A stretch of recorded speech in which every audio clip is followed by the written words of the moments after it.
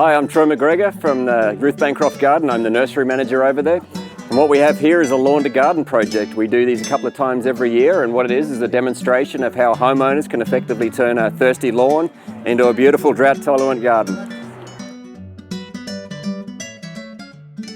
My name's Chris Dundon. I'm the Water Conservation Manager for Contra Costa Water District. We run a water conservation program for Central and East Contra Costa County, and we have a rebate program now for replacing their water-thirsty lawn with WaterWise landscaping. First thing to do before you do any work is contact Contra Costa Water. So our rebate right now is $1 per square foot, up to $1,000 for residential, and up to $20,000 for commercial and multifamily projects. And you'll get 2 hours of free design consultation. Okay, so let's talk about lawn removal and the two techniques for lawn removal.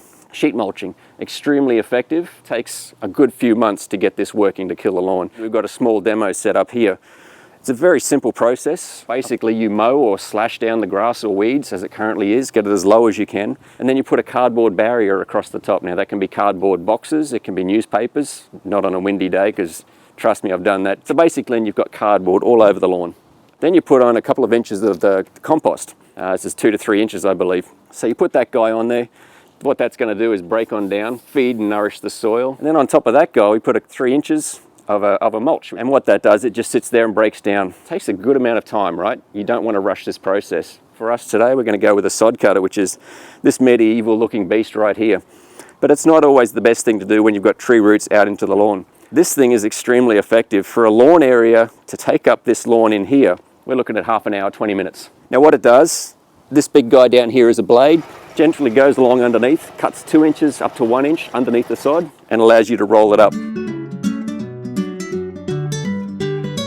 There's more to good design than just putting plants out in the garden. It's a mixture of elements, right? So for this garden out here, because we've got very tall elements in the way of existing trees and the house as well, and the plants when we put them in to begin with will be very small. Even when they go in after establishment, they're only going to be about waist high.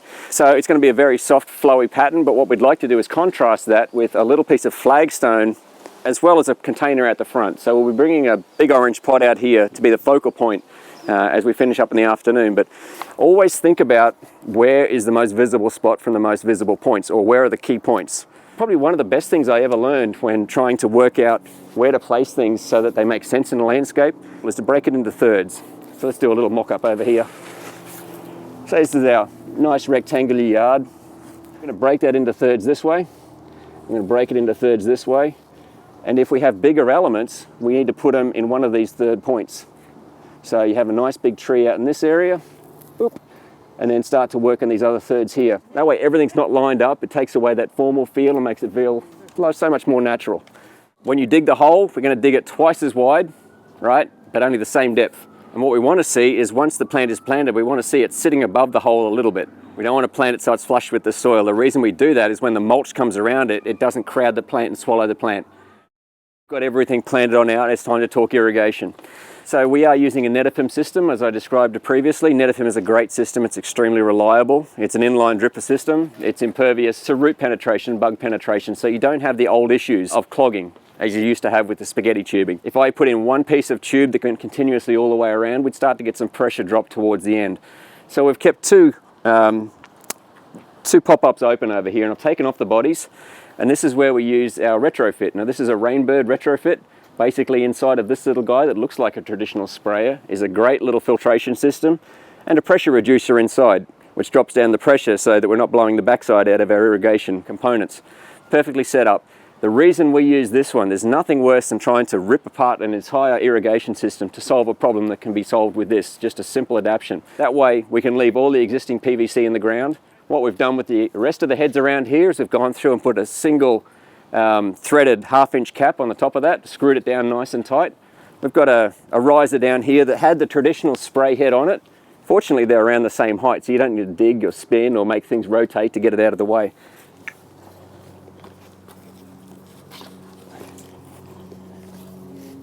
Now notice as this is screwed down where its final height is. No one wants to see irrigation in their garden, so we need to make sure that when this pops out of the top, it's completely hidden. So that's nice and secure on there now, and it's below grade. So we can generally cover that with mulch. A few other components on the end of it. We've got a threaded coupler over here, and this is the little threaded barb made from Netafim. So Netafim not only has its own pipe, but it also has its own fittings as well. So it's important to use the actual fittings that come with the pipe, because others can be slightly different in diameter. As soon as pressure gets started up, the whole thing can blow apart. Very embarrassing. So that's ready to go. The next step is to put our pipe on. So here are our components. So we have the standard T over here. You can see it's got the barb on the end. This little guy is a flush valve. So at the beginning of every flow cycle, as soon as the water turns on, you get a nice stream out the back of it, throws out any contaminants that can block up any of the emitters. As soon as enough pressure is in the line, this thing blocks up, water backs up, and it starts coming out of the emitters as it's designed to do. Now we need to think about how we want to lay this out. We're going to use T's, but when we get to a corner, we'll just do gentle curves. You find it's easier just to bend and move things around. Just come off the end here just a little bit, and we're going to create a T and then shoot 2 lines out. I'm going to push this guy on. You can see how easy that's going on? Right, because the barb's on there, it's not just going to pull off again. Always pay attention where your drippers are. So we've got another guy here, so let's cut halfway in between and create our T.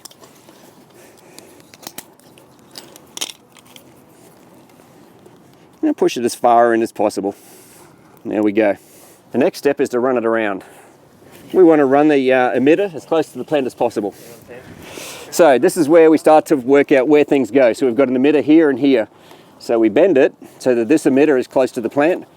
We put a stake either side. Ideally putting the stake in the undisturbed soil so it holds up pretty well.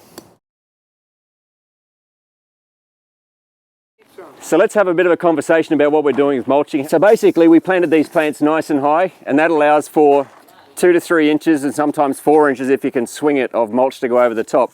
So you can see in here we're quite happy to bring it up to the soil level and still get it nice and deep. We can go a little bit deeper in this material. Don't worry about raising it up a little bit higher. Feel free to do that. It's going to get trampled down and it's going to settle down quite well. The thing you don't want to do is like this little guy right here. You always want to keep a couple of inches or 1 inch around from the crown of the plant. Now the crown of the plant is where the trunk or where the stem meets the soil. I'd say this material we'll get at least 3 years out of before it'll break down. It's also organic, so it breaks down and feeds the soil. So all we're doing is just adding on top. It'll eventually work its way down to the soil profile. So the next person that does this garden 20 years down the track is going to have a beautiful soil. This was a class organised by the Ruth Bancroft Garden.